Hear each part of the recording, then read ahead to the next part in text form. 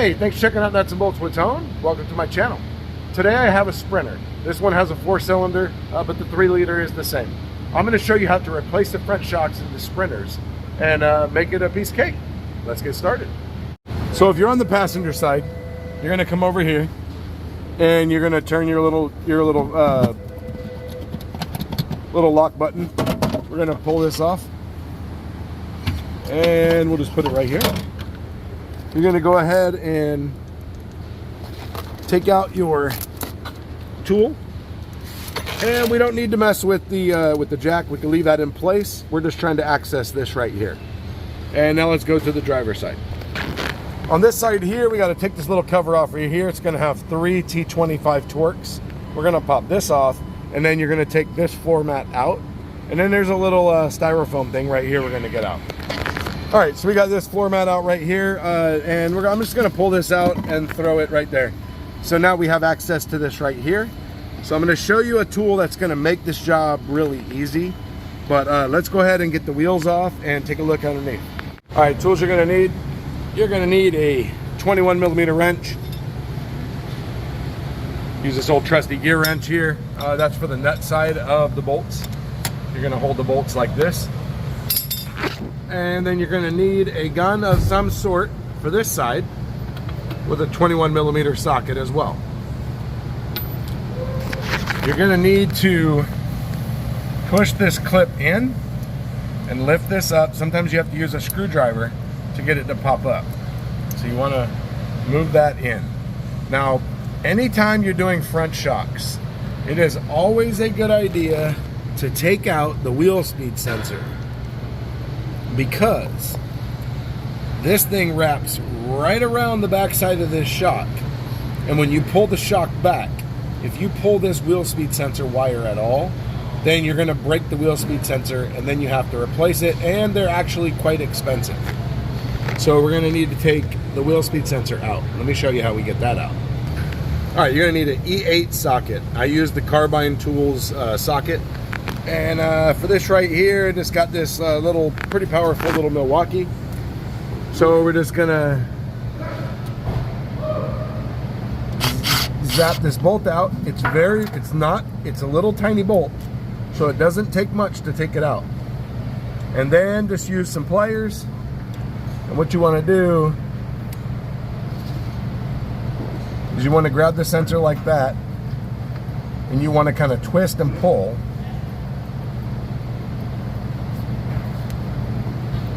Like that. And then what you want to do is then you want to move this sensor over here out of the way like this, so you don't break it. Actually, this is a good practice. Anytime you do front shocks, or anytime you do front struts or shocks, this is like a strut, so that's why you're going to do it with struts. Usually front shocks you don't have to, because they're in between a spring. But when you have a strut type of shock, you want to take your speed sensor out, because I can't tell you how many times I've seen people damage them. So all we're going to do is we're going to take the nuts off of this, off the shock first. And also I like to have a jack stand, because this is quite heavy and it's going to want to kick out like this, because it's only attached by the tie rod and the ball joint. So I keep a jack stand here just to kind of help support it. So let me get these nuts off and I'll show you what the next step is. Actually, before we do anything out there, because that's the last step, we need to get this nut off here. So the only way this process that I'm going to show you works is if you're not replacing the plastic sleeve on the outside and all that. We're just replacing the shock with a Bilstein shock. So all we need to do is bust this nut off right here. So now what works on this is a Capri Tools makes a flex head impact. This is a very short impact. It's very short and it's very powerful, so it can get in here. You're not going to get a regular impact in here. So I have not loosened this at all. All I do is set it up. So I will show you right here.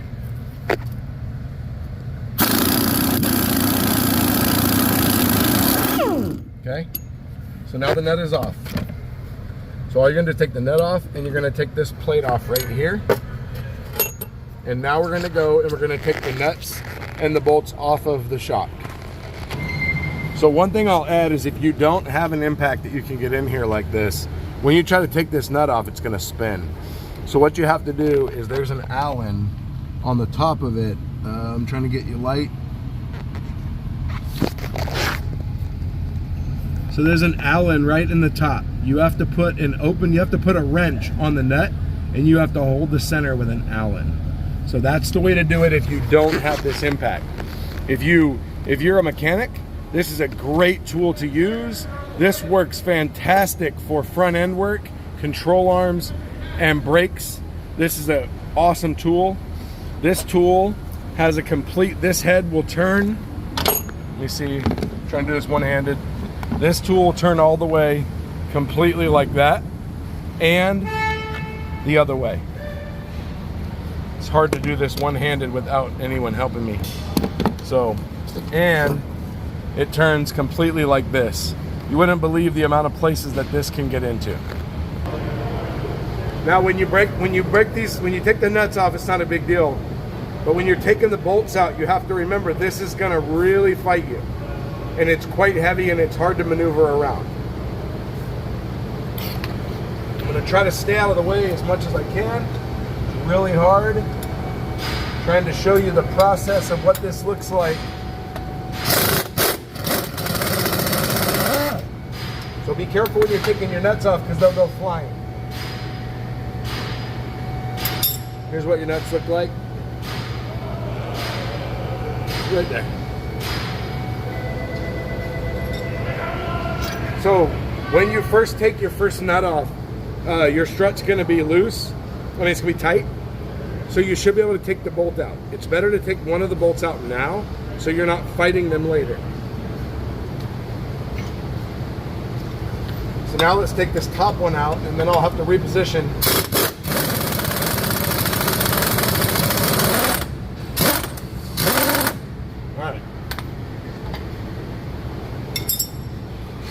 All right, so I'm not sure how this is going to work.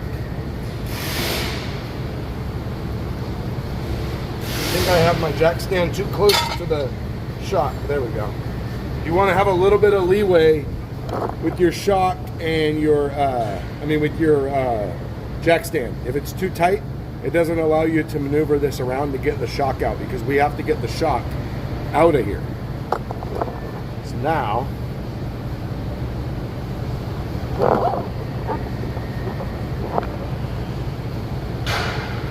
actually, sorry, I messed up. The boot's gonna stay with the shock, but the upper strut mount is gonna stay in the car.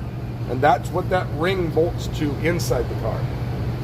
So now, this is a little bit difficult to do. Okay, so there's that, now we're out. So now we gotta get this shock out. So we gotta, all right, I still got this too much.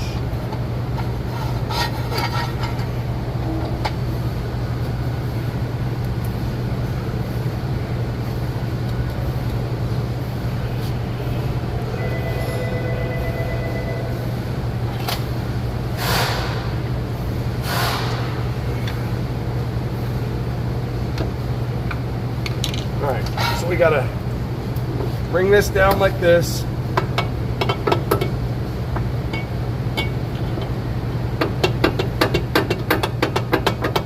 And you're working it through the rubber mount up above.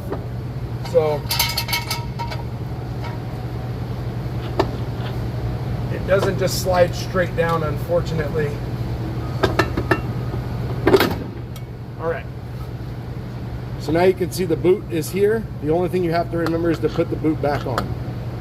Now let me get my new one ready to go. Now just to show you, when you do these, you want to do good quality. So we got the Bilstein shocks going on these. We always put the Bilsteins on here.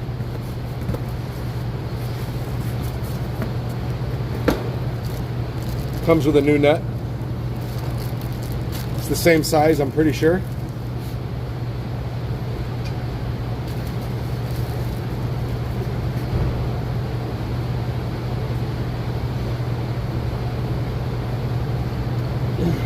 Now the hardest part about this whole thing is this. Your upper shock mount is here. You've got to slide the strut up through here. The problem is it only wants to go in a straight up fashion. So what you're going to want to do is depress your shock as much as you can, and then slip it in here, and then try to guide it up the hole first. You're not going to see that part. I can't film that. It's really hard to do the whole process like that. But if you put it on the ground like this and you push down, it helps you to get it in. The only problem is it comes right back out pretty quickly.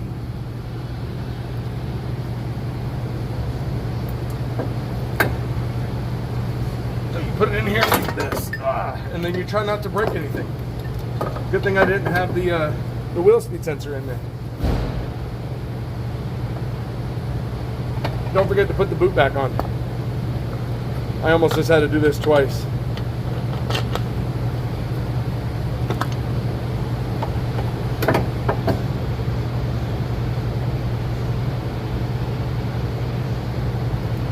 Like I said, getting it up through this hole is the hardest part. Now it's up the hole. So now, what you want to do, you want to go inside and start your nut so it doesn't fall back through.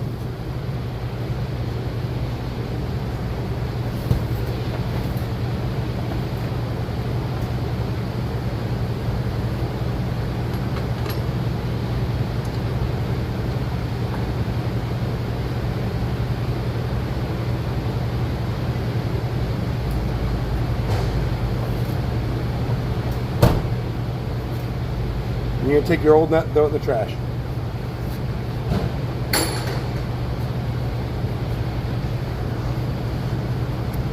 Alright, so you'll be able to see the process of this. Okay. So it's going to be really hard to stay out of the way of the camera and do this, but I'm going to try. Okay, so you need to lift this back up like that. Okay, now this is the hardest part of this whole thing, is getting this all lined back up. Because you have to overcome the the lower control line.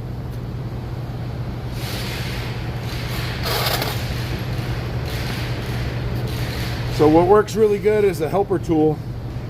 Use this lady's foot like this, and what we're going to do is we're going to put this in the upper strut mount, and then we can pry it that way.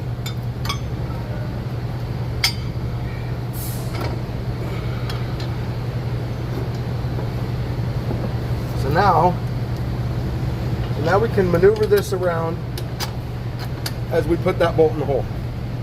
And now that bolt is in the hole.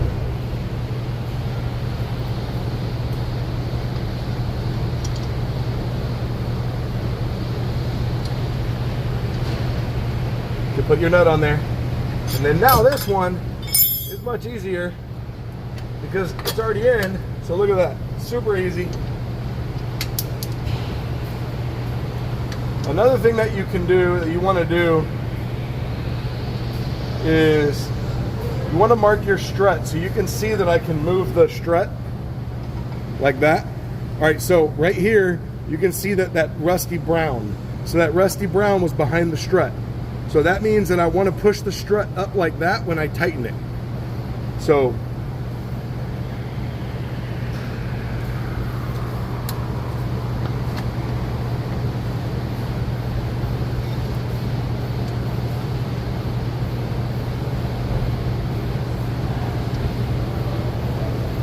now I'm going to hold the wrench with my hand.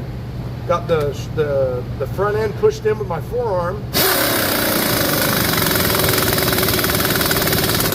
And you're just going to gun it down. You're going to use the old German torque spec called Gudentight. A long time ago when I first started doing this, I asked a guy if he torqued flywheels and he said, yeah, I use this this German torque spec called Gudentight. First time I ever heard it, and I had just started wrenching. So now we're gonna gun this one.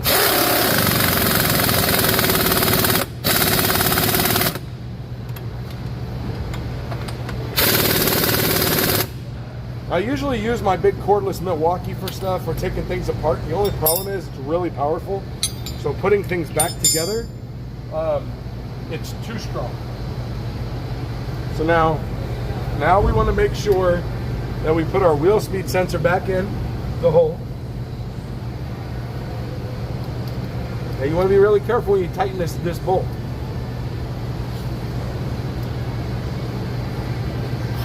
A very long time ago, I was doing struts on a Lexus. And it was a big strut job. And it was the end of the day, and I was in a hurry. And since I was in a hurry, I was still using my 3/8 gun, and I used a 3/8 gun to put a bolt like that in, and it snapped it right off. So then I had to drill it out. All right, and so now for this, you just want to put this back on. Now this one's kind of bent inward, so I'm going to use the old pry bar. I'm going to bend it out a little bit, so that way it slides on there with no problem, and it locked in. This little tab right here, that's unlocked, that's locked, so it locked in. So now let's go inside. So now, since I've got the gun, I've got this Capri Tools gun, this is gonna gun it in until it's tight and it's gonna stop.